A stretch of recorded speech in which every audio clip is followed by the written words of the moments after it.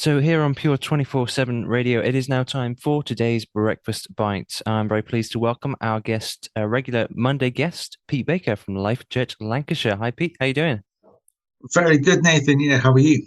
I'm very well, thanks. It's great to be here with you today, and good to be on for another breakfast bite. Last week you talked to us about was it prayer, which is a really sort of powerful subject, and the week of prayer and everything that was going on recently. Yeah, Yeah, yes, yeah. We talked about the Global Week of Prayer, and I introduced the Alpha course.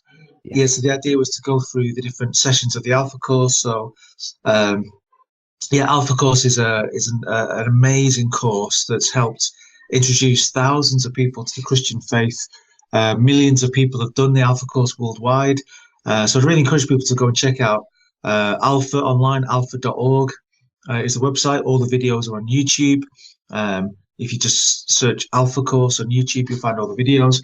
But we're doing the Alpha Course in different parts of our community with our Farsi speaking group, which are mainly Iranians, with our young people in our church building, and also in the two groceries that we run. We're running the Alpha Course at the moment. We had 90 people on week one, which was wonderful.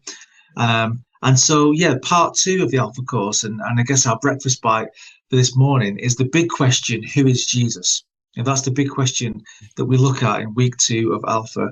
Who is Jesus? Did he really exist? And what do we make of his life, his death, and the claims of his resurrection? You know, C.S. Lewis kind of has this famous trilemma, and he said it much more articulately than this. But essentially, C.S. Lewis made the argument to say, you know, Jesus claimed to be the Son of God. So either he was mad, bad, or God. You know, he was either mad, you know, deluded. Some people go around claiming to be all kinds of things. I once got in a taxi with a guy who claimed he'd invented the internet. Um, and I was scared because I was thinking, I don't think this guy invented the internet.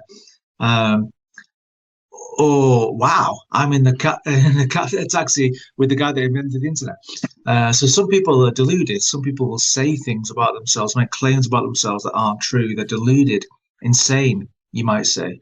So Jesus was either mad, deluded, insane, or evil. You know, he went around saying he was the Son of God, knowing he wasn't. Not deluded. He knew that he wasn't the Son of God, and he went around telling people and doing miracles, and or he was, or he was in fact, and is in fact, the living Son of God. So that was C.S. Lewis's kind of trilemma on one of these three options. Only one can be true. They can't all be true.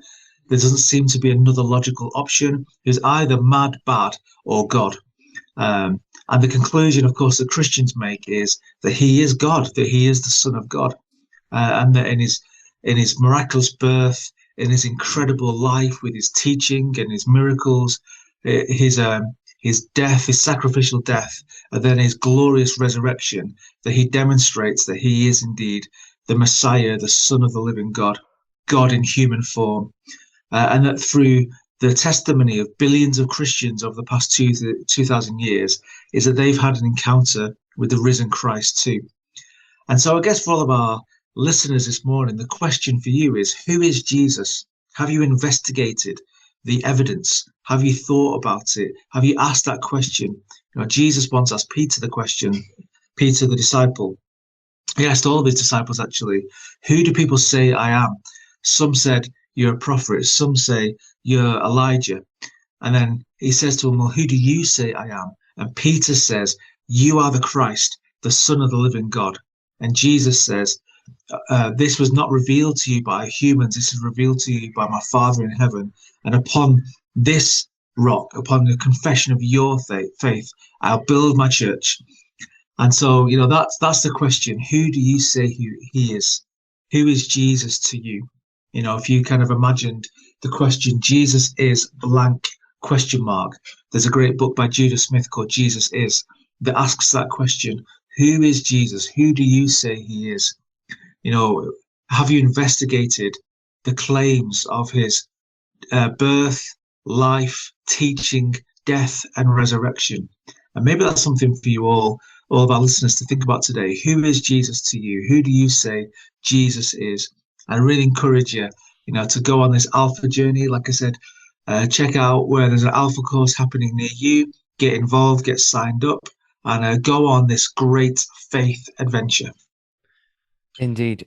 That is a powerful question and a very important question. And I've heard of that trilemma before. It's Mm, quite a powerful apologetics argument because, of course, yeah, you've got those three options, and evidence would suggest that it is the latter, that he is God. But of course, yeah, that is a really powerful argument. It's a really good one to sort of debate and understand. Well, obviously there are yeah, two other options. Maybe maybe he was deluded, maybe he knew it wasn't true.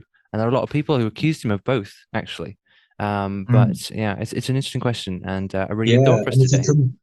if you come to the conclusion that he's God, well, then that's the beginning of the Christian faith. So yeah, so maybe for some of our listeners today, that's the beginning of your faith journey. The realization of, well, I think he might be God. Therefore, what does that mean for your life? What does that mean for your relationship with him? But yeah, Yeah, yeah, very true. Of course, that is the beginning of, isn't it, of the Christian faith, isn't it? It's choosing to put your faith mm, in Him. And when you put your faith in Him, you're saying, okay, I believe what you've said about yourself to be true. yeah, But the great thing is actually, as you say about this Alpha course, it's a really good opportunity to ask these questions because Jesus isn't going yes, to turn us away because we don't just blindly believe. He wants us to ask questions. He wants us to, I mean, mm, his own disciples had questions and they said, well, this doesn't make any sense. And he helped them to understand.